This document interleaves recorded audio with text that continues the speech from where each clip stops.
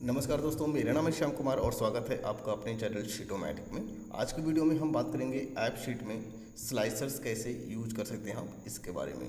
ठीक है, तो मेरे पास एक डेटा सेट है, आपको थोड़ा सा मैं दिखा देता हूँ कि यार डेटा है मेरे पास। ये सेल्स का एक सैम्पल डेटा है मेरे पास, ठीक है, जिसमें order date, reason, sales person, item, units, unit cost, total और यूआईडी, इस टाइप की एक डेटा टेबल है जिसके अंदर हम स्लाइसर यूज़ करने वाले हैं।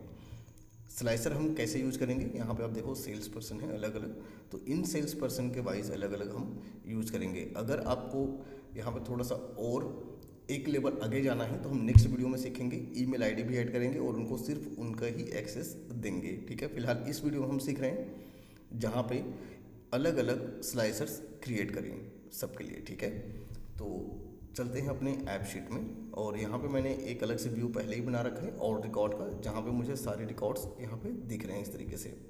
ठीक है, जिसमें सेंट्रल भी है, ईस्ट भी है, सभी के दिख रहे हैं मुझे। ठीक है, अब मुझे बनाना है अलग अलग सेल्स पर्सन वाइज। तो कैसे बनाना है मुझे, इसके लिए सबसे पहले आपको जाना है डेटा के अंदर। यहाँ पे मैंने कुछ अलग अलग स्लाइस बनाए हुए हैं, स्लाइसर बनाए हुए हैं रीजन वाइज। तो मैं ऐसे ही चाहता हूँ कि अलग अलग और स्लाइसर बनाएं जो कि सेल्स पर्सन वाइज हो। तो मैं प्लस में क्लिक करूँगा यहाँ पे। ठीक है, स्लाइसर क्या होता है मैं थोड़ा सा समझा देता हूँ आपको। अगर आप इस डेटा सोर्स को यूज करेंगे तो इसका मतलब है कि सारे ही इसके जो फील्ड हैं, सारे ही डेटा आपके पास दिखेंगे, कोई फिल्टर नहीं हो रहा है।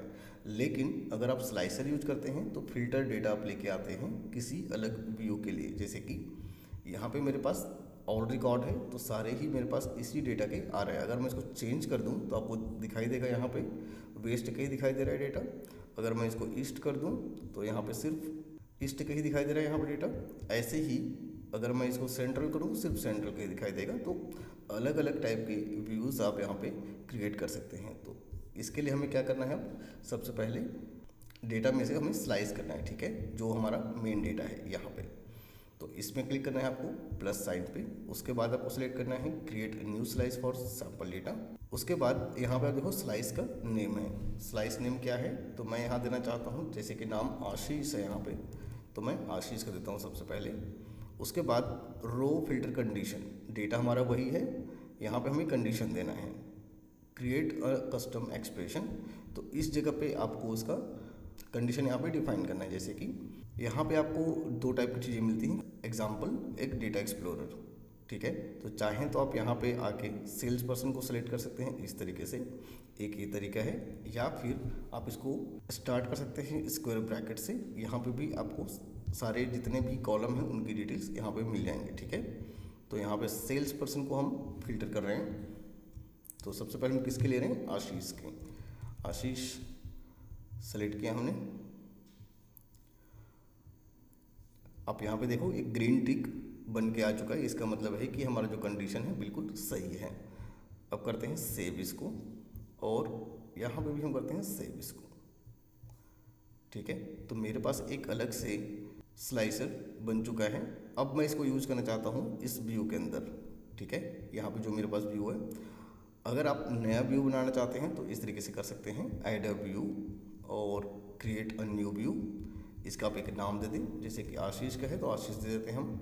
और यहाँ पे फॉर दिस डेटा इसको चेंज करना है आशीष। इसके टाइप है जो व्यू टाइप, अलग अलग टाइप्स हैं यहाँ पे, तो मैं फिलहाल टेबल ले लेता हूँ। और यहाँ पे हम देखेंगे कि रीजन तो सारे हैं लेकिन सेल्स पर्सन सिर्फ एक ही है।